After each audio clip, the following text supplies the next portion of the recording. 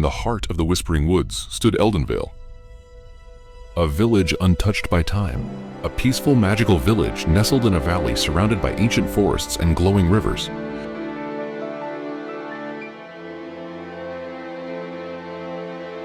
It was protected by one of the great wizards who lived there for centuries, weaving spells to protect the village. He served many kings for generations, but it was that one time Queen got cursed by some dark magic, and she died while he was trying to save her.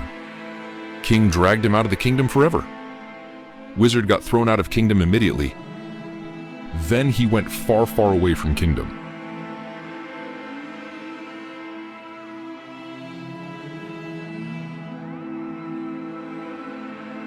And started living his last days of his life in his tower alone.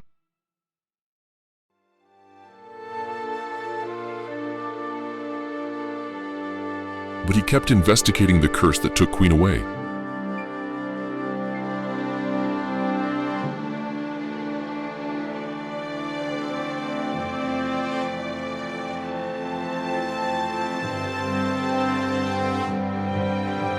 And then one day something happened. The king also passed away by mysterious reason. Then he realized that the time has come of which he has been worried about.